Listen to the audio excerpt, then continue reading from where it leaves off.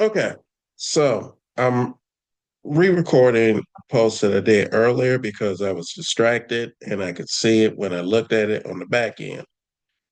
But I wanted to speak to the pro-democracy people in America, traditional mainstream media, but also Democratic, independent, third party, and non-MAGA Republicans.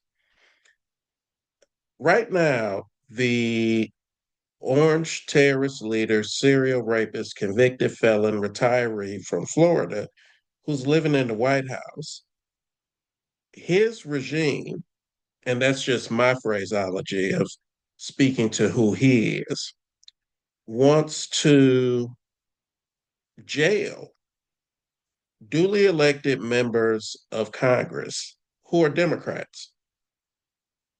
They have they have not committed a crime. They were doing their constitutional and statutorily allowed duty to inspect activity that's taking place at a facility that is utilized with federal dollars that they appropriate through an agency that Congress created. Congressional members have the right to do physical site inspections. This is not abnormal. It's not what the DHS secretary said in terms of it being, or the attorney general for that particular district, New Jersey, Alina Habba. It's not they were storming the building or they were trying to break in. Those are all lies and bullshit. It was their duty to inspect a private facility that has a contract with the federal government that's in a city where it's not for sure if they are following city law, county law, and state law regarding occupancy, zoning, and other requirements. Just because a private contractor gets a contract with the federal government, that doesn't mean that their space where they're doing the work for the federal government becomes federal land and is somehow exempt to the rules of zoning and building compliance and safety that are required of every other property in a city, a village, a township, a county, and a state. I mean, this is just what it is. So to sit there and say that them going there was something improper, or that the mayor of the city where this facility is operating in wanting to go there is improper is bullshit. This building operates in his community. It has to comply with the laws of Newark, New Jersey. It doesn't get a free pass. There is no exemption or free pass that Donald Trump can do.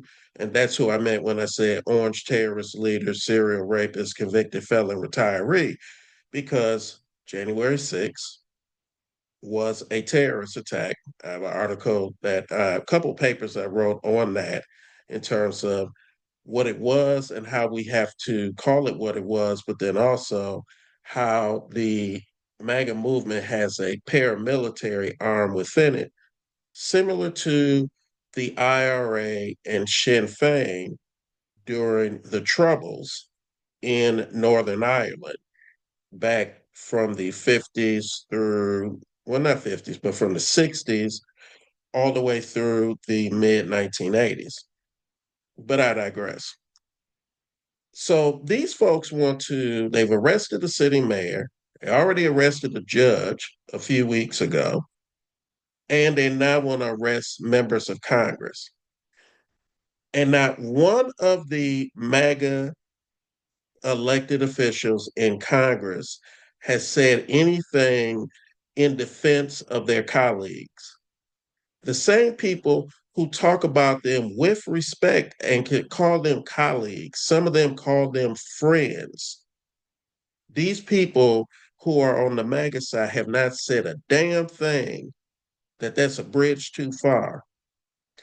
So my question to pro-democracy elected officials,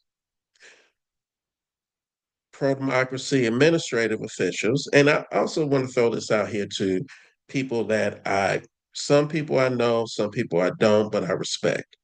People like Gretchen Whitmer, who I've known for a while now, who's the governor here in Michigan, who I think is a good governor and a good person. And I know she's trying to do the right things, but she's trying to engage with people who have who actively rooted for her to be kidnapped and murdered by MAGA terrorists, or Gavin Newsom, the governor in California, Democratic governor, or other people who are elected and try to engage these folks. Why are you still trying to engage these people? What is the purpose here? What's the expectation of a positive outcome? These people are supportive of you being jailed, of you being prosecuted, of them actually weaponizing the government against non MAGA Americans. And these people have never respected any of the 75 million, 17,613 Americans who voted for Vice President Harris, the 82 million, good Lord, I'm forgetting the number, 81 million, 268,924 who voted for President Biden, the 2.9 million who voted third party in 2020, 2,900,034, 934,000, and then the 2,913,100, no, 18,103 who voted third party in this particular election. They don't respect any of those voters. They don't see any of those voters as people, as human beings. They talk shit about us as voters, as people, as Americans constantly. They talk about the states, the 19 states that voted for Hillary Clinton, President Biden, and Vice President Harris in DC like they are hellscape demon places.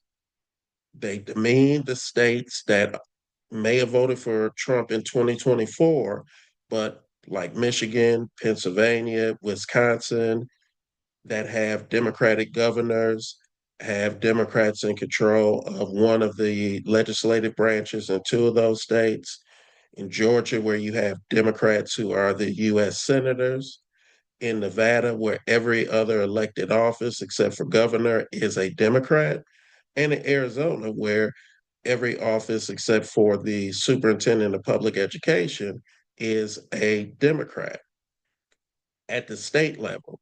So these are all states where Democrats either control or have had significant. Oh, and I forgot North Carolina, where every constitutional office that's statutorily statewide elected, except for the auditor, is a Democratic member, Democratic Party member. So all these states, even though those seven voted for Trump, those states either are currently controlled by Democrats, have Democrats elected across the board, but they demean us too. So why are you trying to work with the people who see you as nothing and treat you like shit? Look, guys, I'm a two-time divorcee. And my second ex-wife was really great to Jamel. And Jamel's my son who's deceased. I have two sons.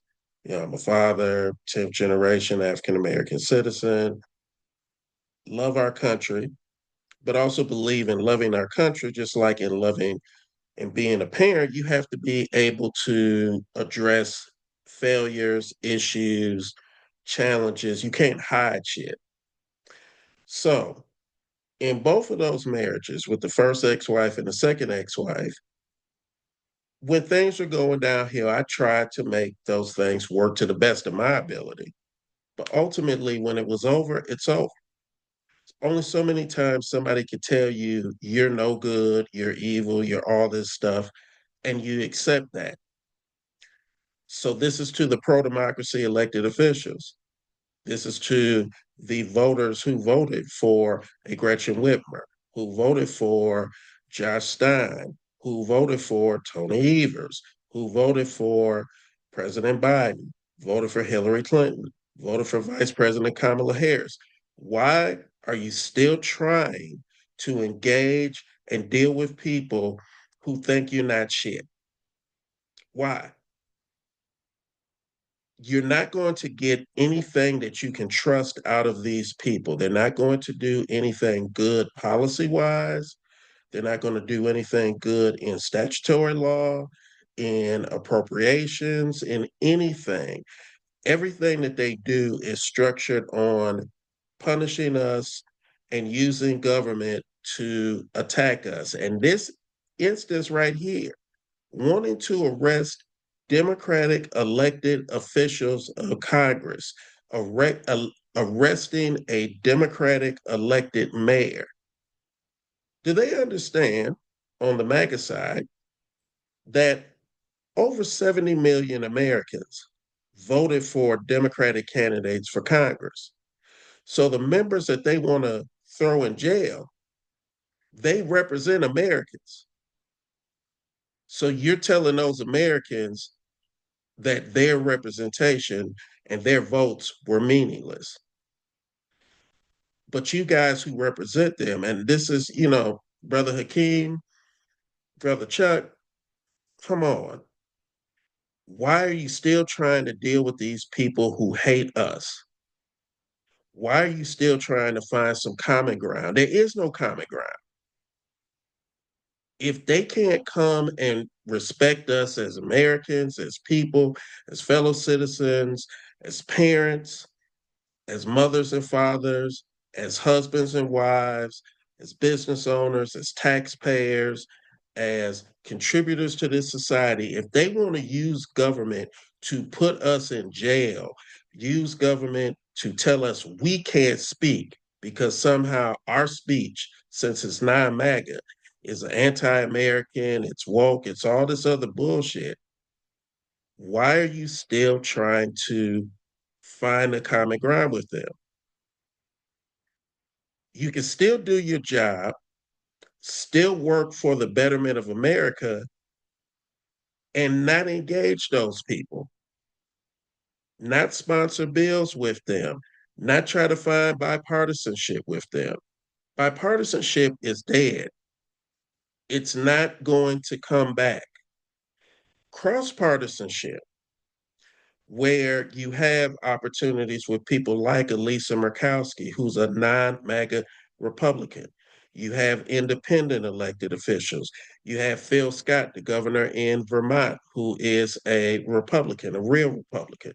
Larry Hogan, Charles Baker, former governors in Massachusetts and Maryland, real Republicans. Liz Cheney, Adam Kinzinger. You have independents. You have people in the third parties like the Green Party and other parties and Democrats. That's where you can build cross partisan partnerships. Look at Alaska. Alaska's House and Senate has a cross partisan coalition majority that includes Democrats, non-MAGA Republicans, and third party and independent elected members to the state House and the state Senate. That's the real opportunity to work for the betterment of America. But you can't find bipartisanship with somebody who is rooted in a belief that you don't matter. And I say this in terms of why I say these people believe that you don't matter.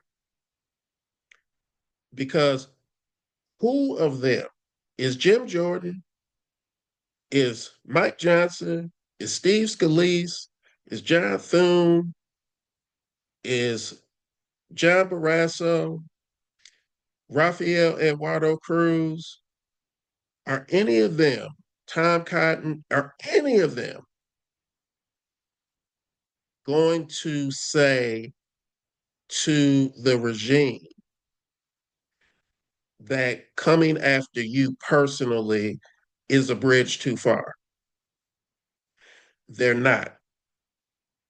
And don't believe them when they tell you on the back end, well, I really don't believe in any of this stuff. And I'm just doing this because I have to stay in office and it's part of the performance. That's bullshit. This ain't part of the performance. This is what they believe and they act on it. They are not your friends. They are not your allies. They are not people that you can trust. When Trump sends what he's trying to turn the FBI and ICE and other agencies into his version of a Gestapo or his version of Stasi, which was the East German police, or KGB from the old Soviet Union, and they come for you like they're talking about right now through the Department of Homeland Security spokeswoman. None of those people are going to say a damn thing. All that friendship's going to go out the window. Some of them are going to actually cheer. And you know where I can point to a real example of this? In 2019, when it was found that Trump's DOJ was spying on then Congressman Adam Schiff, excuse me, I'm sweating a little bit, and Congressman, now he's US Senator Adam Schiff, and Congressman Eric Swalwell, they didn't say anything about that being wrong. They lied about Democratic presidents and Democratic administrations doing stuff like that, but we've never done that. We have to be that clear. That's never happened.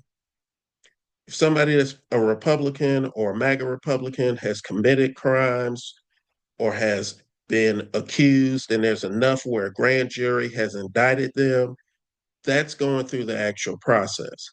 This ain't going through the process. This is making up bullshit. Looking at a video, trying to say that, well, the video isn't what it is, and trying to use any sort of crazed justification to say that, well, because 77 million people voted for this man, that the 75 million who voted for Vice President Harris, the 2.9 million that voted for third party, and the 1,398,098 who voted down ballot and didn't vote for the presidential part of the ballot, we don't matter, even though we're the majority. We're 80 million to their 77 million. I'm sorry, we're 79 million to their 77 million. So we're the majority, but we don't matter. The only people that matter are their voters. And a lot of their voters, his voters, aren't down with that. 20 to 25% aren't down with this either. But they will say that this is okay. This is what you wanted. No. As a 10th generation citizen whose family's been here since we were stolen from Madagascar on my mother's side and brought to South Carolina in roughly 1725, 300 years this year, I think I got a little bit more claim to say that's not American and that's not America. And what you're doing is not acceptable. So we can fight back, fight around without aiding and abetting. We don't have to give them any room for any grace that any of the things that they're doing might have any justification. The things that they're doing that are illegal, that are unconstitutional, are exactly what they are. They have to be called out like that, but we have to isolate them, take away the levers of legitimacy in terms of engaging them, doing joint press conferences with them, sponsoring bills with them, appearing on shows, talking about bipartisanship. These are the same people that are be okay with you going to jail, that were okay with Congressman Swalwell and Senator Schiff being spied on by the first Trump regime and said nothing, These are not your friends. These are the spouses who hate you and haven't put anything in your drink yet or cut the wires to your brakes in your car yet. But if something happened, they're not going to feel bad about it. So all I'm saying is this: there's nothing that has to be done that has anything to do with any sort of nefarious activity. What I'm proposing is legitimate disengagement with these people because they're not your friends, and building within the coalition, the cross partisan coalition, and doing things within that coalition and buttressing within that coalition at state level and at the congressional level and working from there, because there's nothing that we can gain in this world when these people have such little regard for us as Americans as well, till they want to jail us. They've deported American citizens. They want to put elected members of Congress in jail. They wanted to throw out 65,000 people who voted, including the parents of the elected Democratic member of the Supreme Court in North Carolina. They wanted to throw her parents' votes out. And her parents are multi generational American citizens. This is the landscape of what we're dealing with. We have to work from that truth and build a winning strategy for America that will benefit people who do agree with that. But we don't have to work with them to get to those positive outcomes. We can work with those who are willing. And lastly, I use this analogy sometimes, but we're in a horror movie. And for all intents and purposes, MAGA is Michael Myers, Jason Voorhees, and Freddy Krueger. Some of you all in the pro democracy camp want to argue within each other or say that certain groups aren't doing everything they should be doing, or certain people aren't putting up to support each other in the ways they should, and maybe some groups are just as bad as the other side. No. Look, Freddie, Michael, and Jason have formed a pact in the horror movie to kill us. You need to work with any and everybody who's trying to make sure that you survive through the end of the movie. Every person that's trying to make sure that you survive to the end of the movie is an ally, regardless of if you disagree. You know what? You can fix the mental health system in the second movie that failed Michael Myers, that failed Jason Voorhees, and that couldn't rehab Freddy Krueger from his, violent tendencies. You can fix that on the back end after we've survived the movie. But right now, we got to survive the movie, which means we got to work with Jamie Lee Curtis, Dr. Loomis, Donald Pleasant, any of the other folks, John Saxon, the police chief in the beginning of the Nightmare on Elm Street movies. We got to work with everybody that's willing to help us, because that's the team that will make sure that we have a world we can all live in that's free, fair, and not with a gun pointed to our head like this MAGA regime is doing right now.